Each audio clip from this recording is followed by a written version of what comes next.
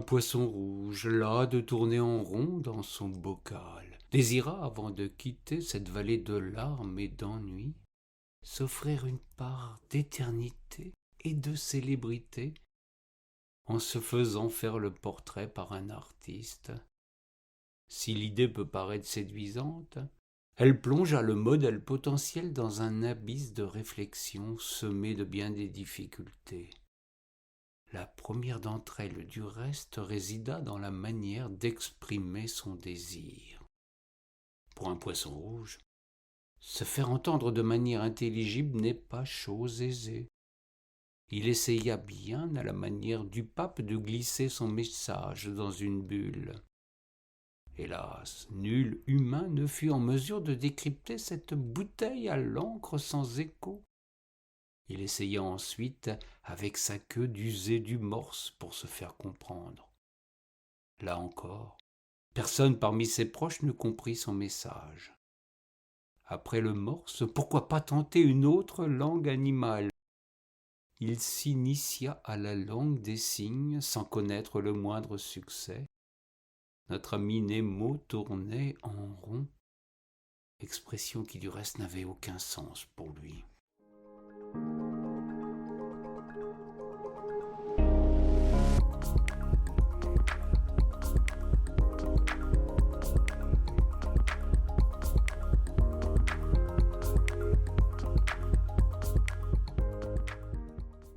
Il songea un temps que jamais sa dernière volonté ne serait exaucée.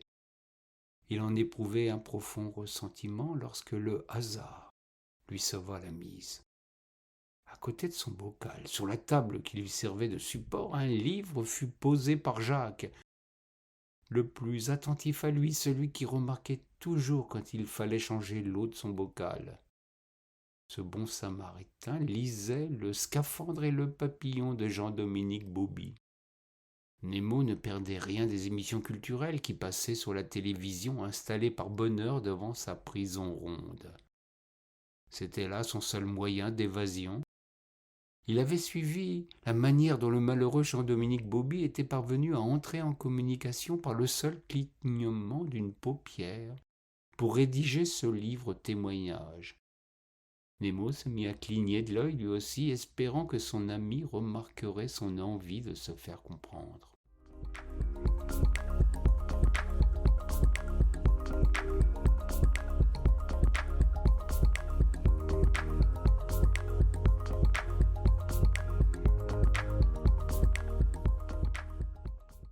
Le miracle eut lieu.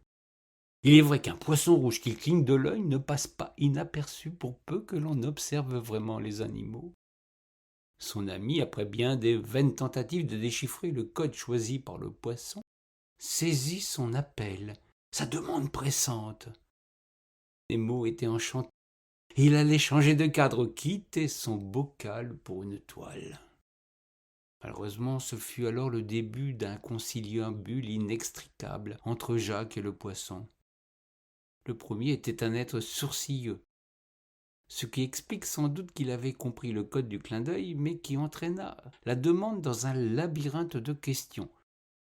Il souhaita que Nemo choisisse la technique graphique avec laquelle on lui ferait le portrait. Vous ne pouvez imaginer à quel point un tel détail peut vous mettre les nerfs en pelote.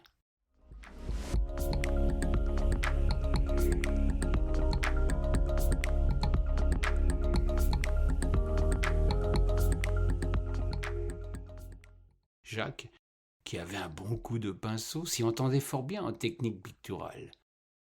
D'une application extrême, avec le souci du détail toujours en tête, il entendit que Nemo se détermine sur la manière dont il aimerait être croqué.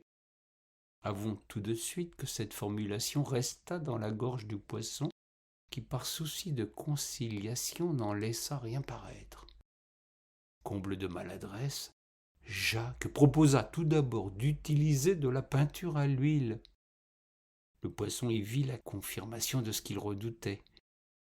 Il n'avait nullement l'intention de finir en friture. Il repoussa vertement cette proposition sans prendre la peine d'en expliquer le motif. Pour lui, c'était clair comme de l'eau de roche. Le peintre sans se démonter, suggéra alors l'aquarelle, ce qui était du reste son domaine de prédilection. Le poisson s'enquit de ce qu'était au juste cette technique, au nom si joli. Quand son interlocuteur lui expliqua que c'était une technique de peinture à base d'eau, qui s'applique sur du papier épais ou de la soie, Nemo affirma tout de go qu'il en avait assez soupé de l'eau. Il préférait un autre procédé.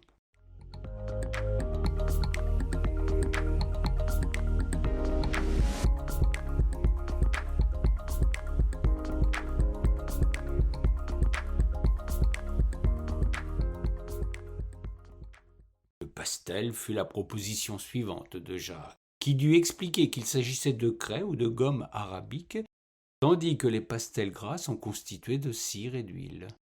Le poisson, qui avait un fort mauvais souvenir de son passage à l'école, refusa catégoriquement la craie, qui, dans son esprit peu habitué aux choses de l'art, supposait un tableau noir. Le poisson rouge et le tableau noir, voilà une idée qui pourrait faire sourire les amateurs de Stendhal, mais pas Nemo.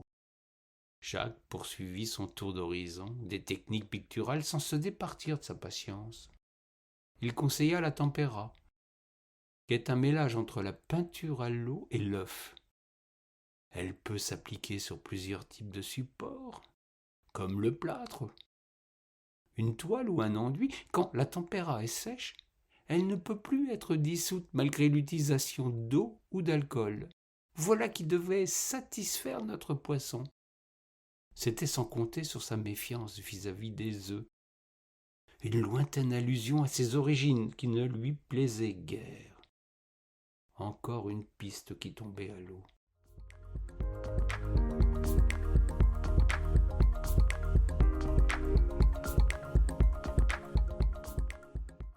De guerre lasse, il conseilla la peinture acrylique, une technique picturale qui utilise des résines synthétiques mélangées avec des pigments.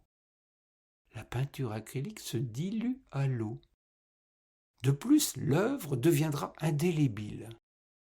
Nemo n'était guère emballé par l'idée des résines synthétiques, mais ce qui le mit en rogne, ce fut l'adjectif indélébile, pour lequel le poisson avait certainement fait une confusion désagréable. Jacques, à bout d'idées devant les caprices dignes d'un enfant, proposa la gouache. Le poisson trouva fort de café qu'on en revienne à cette technique très connue que l'on donne aux enfants à l'école pour leur faire découvrir la peinture.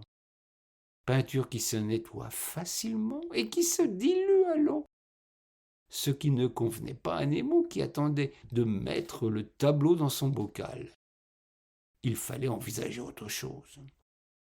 Renonçant à en voir de toutes les couleurs avec ce poisson bien difficile, Jacques émit l'idée du fusain, qui est fabriqué à partir de la combustion très lente de petites branches, de certains arbustes ou arbres comme le fusain, le saule, le tilleul ou le bouleau.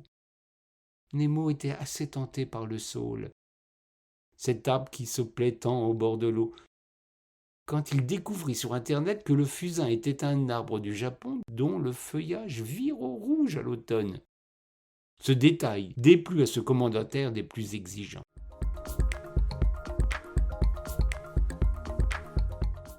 Jacques n'en pouvait plus et se trouvait à bout de propositions.